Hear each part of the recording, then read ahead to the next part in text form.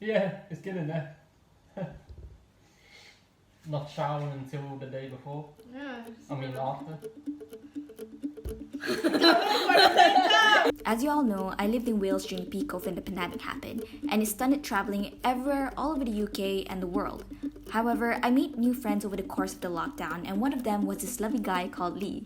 Arisa, Lee, and I lived together in our flat during these times, and it was always fun and games every time I'm with them. About a week before I was scheduled for my return flight to Malaysia, Lee offered Arisa and I whether we'd be interested to explore Pembrokeshire and truly see Wales one last time. And obviously, we said yes.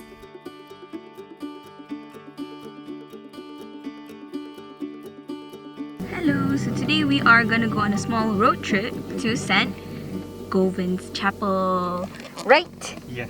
Yes. Thank God I'm there. You got it. Yay! Let's go!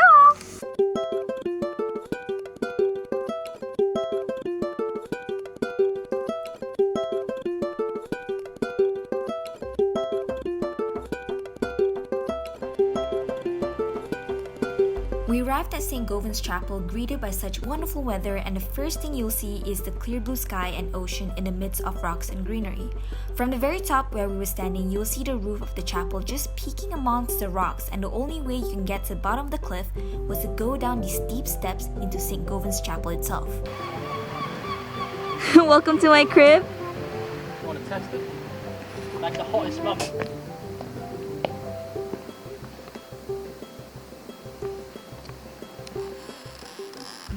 During the 5th and 6th centuries, it was common for Celtic missionaries to travel the coast. Tradition says St. Govan was being pursued by pirates when a cleft in the rock opened for him to hide in. It closed around him until the enemy left, and it is here that he stayed to worship and teach until his death in 586.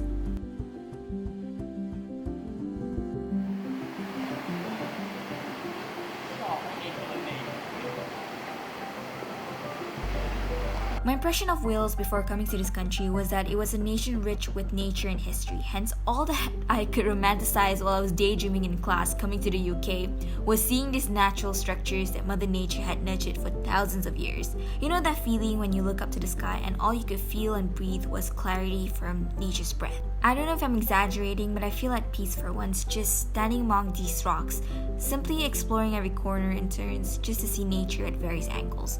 And I don't know, I mean, seeing the waves just crashing into the rocks made me feel calm and relaxed for once, like as if time was slowing down for me and it was okay to sit and just take a second to live in the moment.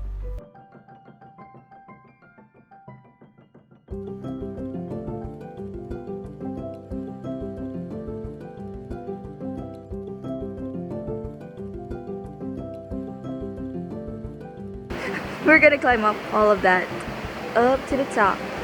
Yep.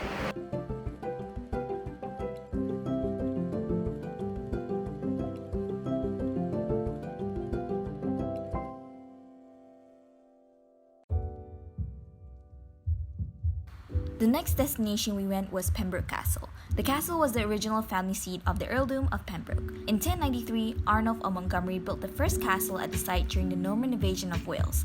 A century later, the castle was given by Richard I to William Marshal, who became one of the most powerful men in the 12th century of Britain. He rebuilt Pembroke Castle in stone, creating most of the structure that remains today. The castle is open to the public and is the largest privately owned castle in Wales. We couldn't get into the castle due to the virus outbreak, so it was closed. But, fun fact, we just found out that this was the exact place where they shot 2016's Me Before You starring Emilia Clarke and Sam Claflin.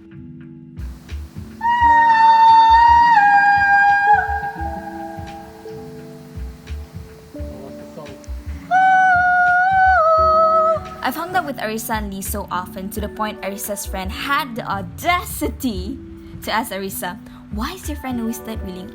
I was like, "Sir, mind your own damn business. Leave me alone." Currently using my phone because my camera will be wet. But we are at Pembrokeshire Castle. It's really beautiful out here, but it's raining. It'll be beautiful if there's more sunlight, but it's still very beautiful here still.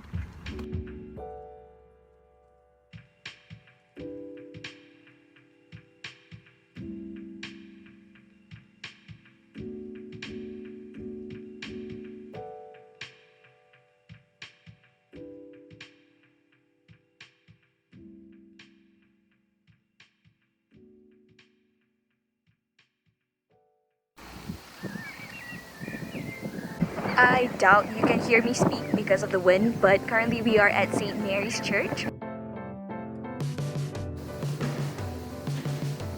We were on our way to Freshwater West Beach, but we stopped by this church and explored its interior. I tried to do more research on the history and background, but I can't seem to pinpoint a specific location, maybe because there are so many St. Mary churches in Wales, and I'd rather not get my facts wrong. I find this church really warm and friendly for some reason, and maybe because it was located in the middle of a village. We also met up with Lee's friends, and this was where our adventure gets more exciting. Young and sad with your windows down. If they still had cassettes, you would wear that shit out. You got I'm gonna cry. When we were at St. Goban's Chapel in the beginning of our adventure, Lee had asked Rika and I where in Pembrokeshire would we like to see. In my head, I was already screaming Freshwater West because this was where Dobby the Elf from Harry Potter died in Deathly Hallows Part 1. If you guys aren't aware yet, I am a big Harry Potter fan. I like to think of myself as a geek, in fact. And funny story, the first time when I met Lee, my heart literally dropped because Lee looked exactly like Daniel Radcliffe. Y'all, you had no idea how shy I was seeing Lee. Arisa can vouch for this, I swear. Oh, quicksand! It broke my ankle.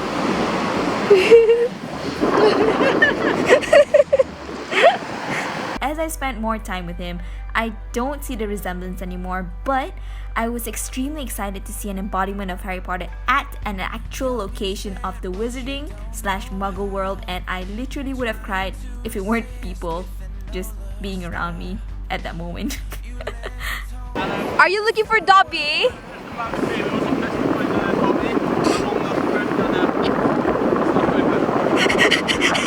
Get a bit carried away.